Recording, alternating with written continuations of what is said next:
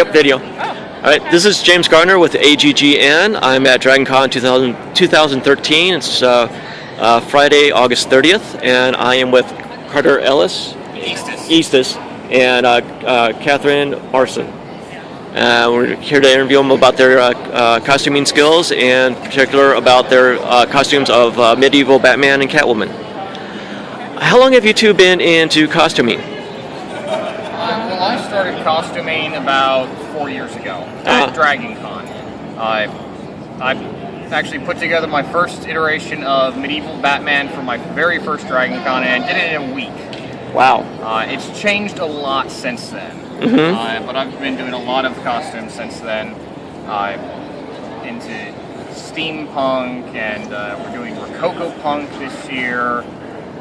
Coco Punk? Rococo punk. Oh, okay. Yeah. It's kind of like Marie Antoinette meets punk rock. Oh, okay. Yeah. Yeah. And Catherine, how long have you been into cosplay and costuming? If I really want to go back to the beginning, probably when my mother would sew up Halloween costumes for me when I was a kid. But as far as making things go, probably I want to say 2008 when I started making Ren Fair costumes. Or probably even earlier than that, 2007, 2003. I started with just making a gypsy costume for Ren Fair, and my first year at DragonCon was 2004. When after that, my first costume I made for DragonCon was Julie No More Catwoman. But once again, like Carter, I've been doing a lot of costuming since. I mean, Rococo punk, steampunk. We're really into the steampunk community all over the country. Yeah. Cool. Well, what inspired you to do medieval Batman and Catwoman? Well, medieval Batman came first, and like I said, that happened in a week before my very first DragonCon. We saw my parents actually saw the PBS special, and the week before DragonCon started and said, hey, you should go to DragonCon. And I went, well, I have to put together a costume. So I've got some chainmail pieces lying around. I love Batman. I have a few other pieces. So I made a few special pieces for medieval Batman and did the first version of it for DragonCon that year. So it was kind of what you had around at the time? Yeah, it kind of started as that. But also just knowing that there are so many alternate versions of these costumes that you don't necessarily have to stick with something that's screen accurate or exactly like the comics did it. And I wanted to do something different with it. Okay. And Kat, what was your inspiration for medieval Catwoman? Well, like I said, my first DragonCon costume was Julie No More Catwoman. Originally, my friend was dressing up as Poison Ivy, and it was the only version I could afford to do. At the time, my hair was down to my waist, so I couldn't really fit my hair into a cowl. However, the characters always resonated with me. And I started dating Carter about, I want to say, 2 years ago. 2 years ago, almost 2 years ago. I first saw him on DragonCon TV during the DragonCon Masquerade, I want to say, 2011. And turns out I met him in AWA only about a couple of weeks later. I just thought it would be fun to add another costume onto the mix, see what I could do with it, reimagine it. Because I've always been in the Renaissance festivals and medieval sort of fantasy culture, and yeah, I think that we didn't try to go for the whole sexy route with this costume. We wanted to go, okay, what would Selena Kyle be in this particular universe? And my first Catwoman was the animated series Catwoman. She was not the villain, she was the anti-hero. She is the rich woman who's trying to, restore the balance of the economy. So I figure noble woman who plays at sort of being Robin Hood in a sense. Okay. So trying to go for sort of the bandit, highwaywoman look rather than sexy, skin-tight costumes. Right. We actually have a group of friends who do a Renaissance Justice League. For instance, one of our friends who does the Superman is Sir Clark of Kent. Yeah. So we, there are already these alternative costumes, and I want to build more of a medieval following.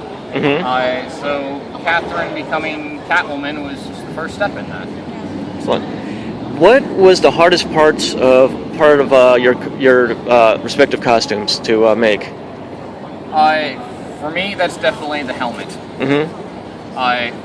The helmet took me about a week to make. It's all steel, and it's cold forged. Just taking a hammer to it and shaping it out. But it's the original helmet I started with was plastic and craft foam, just spray painted to look like metal. But I've always been a fan of using the real materials. So I decided after a while I actually had to make a solid steel helmet. And it weighs about 10 pounds. Wow. So, yeah. Oh, amazing. And for you, Catherine? Oh man, a little bit of everything. It had their own difficulties. I mean, with Tunica, it was my first experience with combining patterns and adapting them. The leather arm was the first time I've ever done leather working, and the biggest difficulty there was getting the fit right and comfort level. Have the look right, have the panels move correctly. But really, the most pain in my ass were the gloves. Because even though Carter helped me by reshaping the rings and drilling holes into them, there was still the whole aspect of having to sew them onto the fingers. And trying to hand stitch on leather is not fun at all. I think I had bruises on my fingertips after putting it together. It probably took the longest as far as one singular task is concerned. And if you have any advice for new cosplayers, what would it be? Just start where you can. Start with anything. If it's, cardboard. We actually have some really awesome cardboard costumes. You don't have to sink so much into it. You can do something and put it together and make a good costume. Always be growing, and I guess developing your skills. And actually, don't ever, like he said, don't ever dismiss a certain technique or material just because it seems like something you did back in grade school. Like I said, I mean, we did some great costumes in cardboard, and I even did one costume with paper mache. And I didn't even realize that I still remembered how to do that. But yeah, always be growing with it. It can be easy to get scared of, you see people that are doing metal work or, casting latex and things like that. And you might think that you have to start off with that, but you don't. It's the people you see that have done these things have done that for years. And you have to start somewhere. But on the other side of the coin, don't ever be afraid of buying something if it's out of your skill range. It doesn't necessarily have to be the most expensive, film-ready thing. I mean, you can always adapt a piece, but if something is out of your skill range, or might even be dangerous to go out of your skill range, there's no shame in buying a starting thing. All right. Thank you very much. Thank you. Thank you.